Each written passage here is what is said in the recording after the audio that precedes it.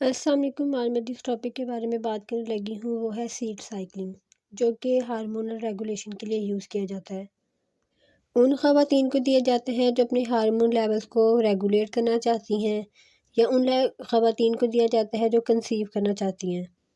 सबसे पहले मैं आपको ये बता दूँ, जो सीड साइक्लिंग है वो नेचुरोपैथ की बेहतरीन और आजमाई हुई सेफ़ रेमेडी है, जो कि आपको कंसीव करने में मदद कर सकती है।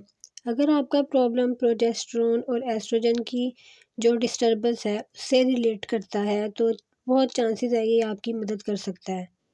इसके अलावा भी इसके बहुत सारे बेनिफिट्स हैं। बेनिफिट्स बताने से पहले मैं आपको ये बताती चलूँ, जब भी कोई आप ट्रीटमेंट स्टार्ट करते हैं या डाइट प्लान स्टार्ट करते हैं जिसका ताल्लुक हार्मोन से होता है, तो हार्मोन्स के जो लेवल है वो चेंज होने में टाइम लगता है। ऐसा नहीं होता कि आपने एक दिन कोई ट्रीटमेंट शुरू किया है और अगले दिन ही आपको उसके रिज़ल्ट अचीव हो जाएँ। This is not possible. Maximum आपको 3 से 4 महीने लगते हैं।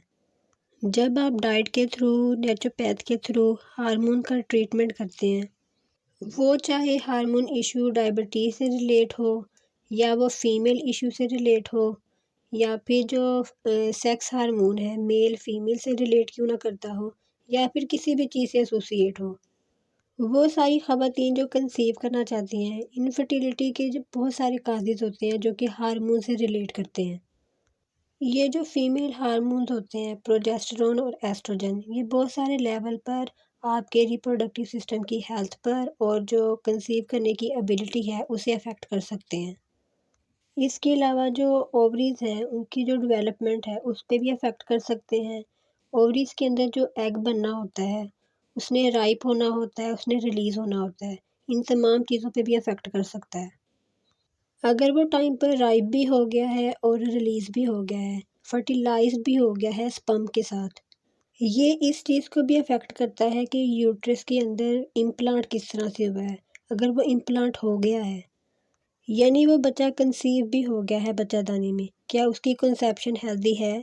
क्या यूट्रस की जो लाइनिंग है वो इतनी हेल्दी है कि वो आगे प्रेगनेंसी को सपोर्ट कर सकेंगी?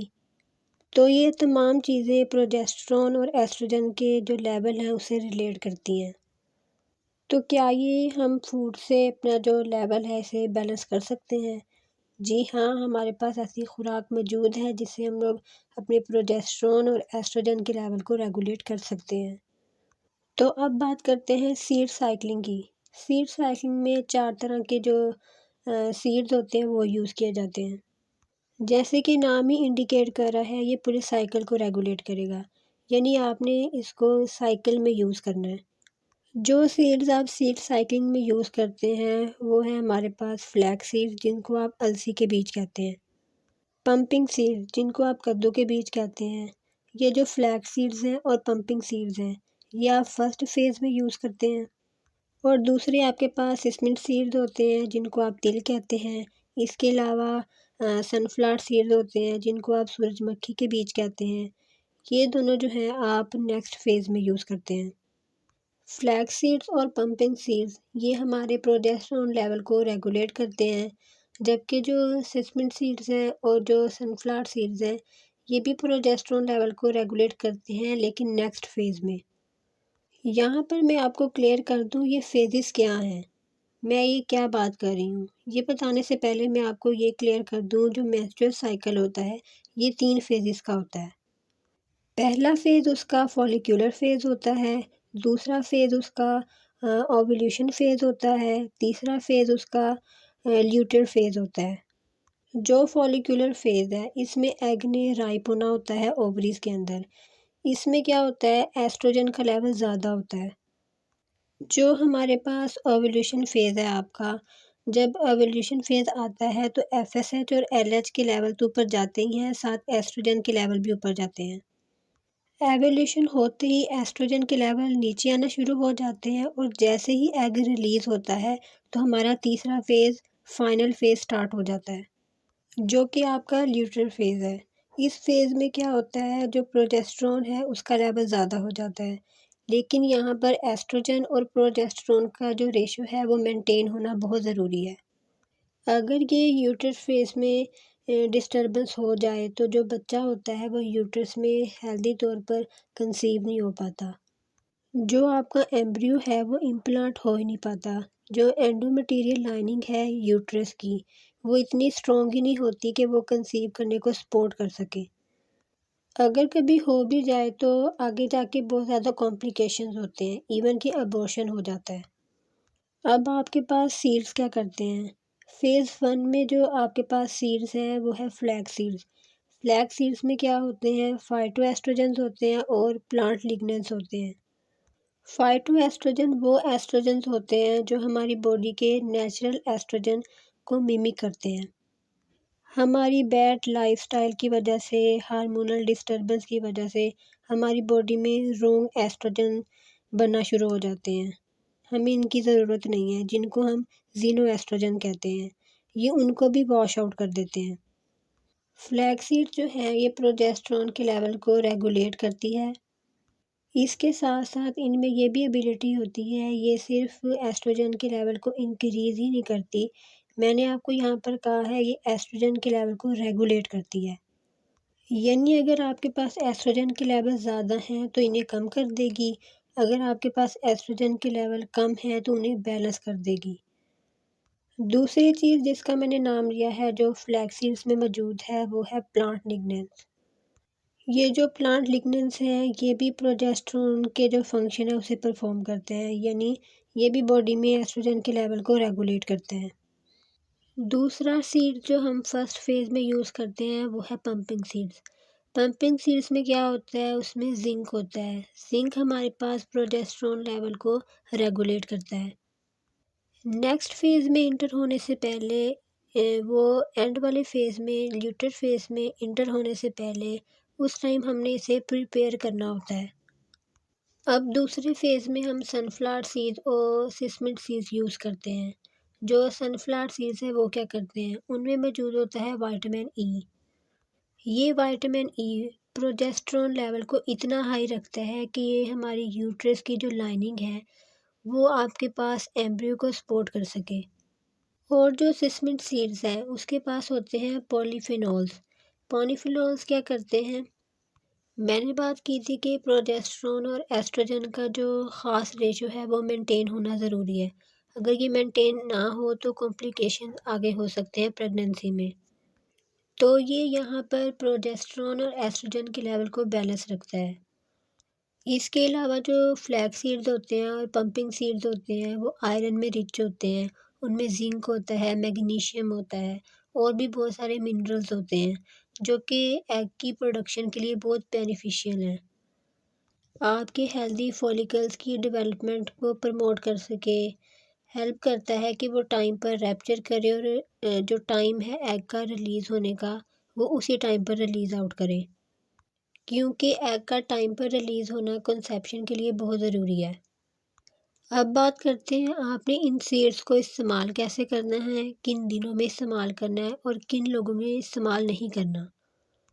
अपनी सीड साइक्लिंग जो है आपने स्टार्ट करनी है पहले दिन जब आपके पीरियड का पहला दिन है। पहले दिन से लेकर 13वें-14वें दिन तक आपने फ्लैक्स सीड्स और पंपिंग सीड्स का इस्तेमाल करना है।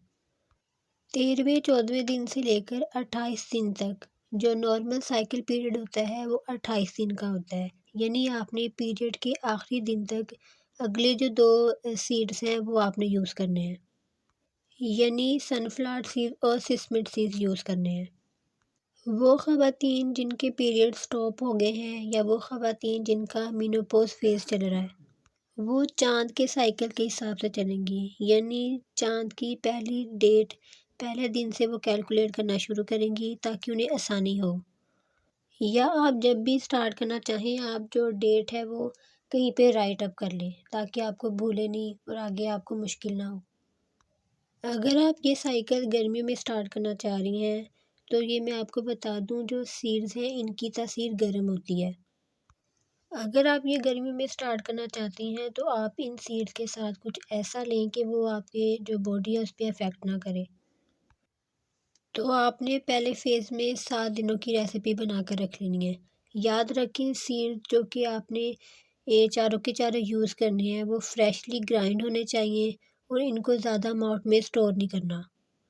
7 दिन से ज़्यादा का स्टोर आपने अपने पास नहीं रखना।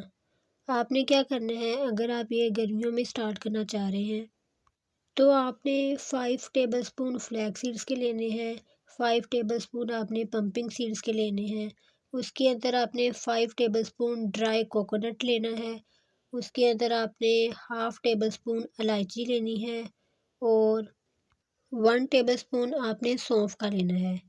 ये दोनों चीज़ें जो मैंने ऐड करवाई हैं, ये इनकी तासीर ठंडी होती है। ये आपको हेल्प करेंगी जो सीड्स हैं उनकी तासीर को कम करने में। आप इन सीड्स को रोस्ट करेंगी, इसके बाद इन्हें ठंडा होने देंगी। इसके बाद आपने इन्हें ग्राइंड करना है, 7 हिस्सों में डिवाइड करना है और आपने फर्स्ट फ़ेज़ के एंड तक आपने इसे यूज़ करना है। और रोज़ आपने इसके 2 टेबलस्पून यूज़ करने हैं। इसी तरह फ़ेज़ 2 की भी रेसिपी सेम ही है। आपने क्या करना है, जो सनफ्लावर सीड्स हैं और सिसमिट सीड्स हैं, इनके 5-5 टेबलस्पून लेने हैं। उसके अंदर कोकोनट शामिल करना है, जो सौंफ है, इलायची है, उन्हें लेना है। उन्हें भी इसी तरह से आपने रोस्ट करना है, ग्राइंड करना है, 7 हिस्सों में डिवाइड कर लेना है और आपने रोज़ 2 टेबलस्पून यूज़ करने हैं। तो अब बात करते हैं किन लोगों ने इस साइकिल को यूज़ नहीं करना।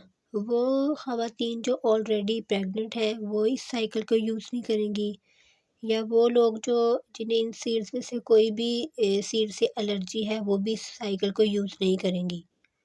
यहाँ पर मैं आपको फिर से क्लियर करवा दूँ, जो न्यूट्रिशनल रेसिपीज़ होती हैं, वो आपको क्विकली कभी भी रिज़ल्ट शो नहीं करवाती। आपको मैक्सिमम 3 टू 4 मंथ तक वेट करना पड़ता है। इसके अलावा मैं आपको बताती चलूँ, जो सीड साइक्लिंग है, ये ना सिर्फ हार्मोनल इम्बैलेंस के लिए बहुत अच्छा है, इसके अलावा ये कोलेस्ट्रॉल लेवल को बैलेंस रखने में हेल्पफुल है। ये ब्लड शुगर लेवल को रेगुलेट करता है, क्योंकि जो सीड्स होते हैं वो फाइबर में रिच होते हैं। तो ये आपका वेट लॉस करने में भी हेल्प कर सकता है। इसके अलावा ये जिनको एक्ने का प्रॉब्लम है, वो भी यूज़ कर सकते हैं। इसके अलावा जिनको ड्राई हेयर का प्रॉब्लम है, वो भी यूज़ कर सकते हैं, क्योंकि सीड्स के अंदर होता है ओमेगा 3 फैटी एसिड्स। इसके अलावा जिनको थायरॉइड प्रॉब्लम है, ये उनके लिए भी बेहतरीन है। तो जी, ये थी मेरी आज की वीडियो। आई होप सो मैंने आपको क्लियर कर दिया होगा सीड साइक्लिंग जो है किस तरह से बेनिफिशियल है हमारे लिए। तो मिलते हैं नेक्स्ट वीडियो में, तब तक के लिए अल्लाह हाफ़िज़।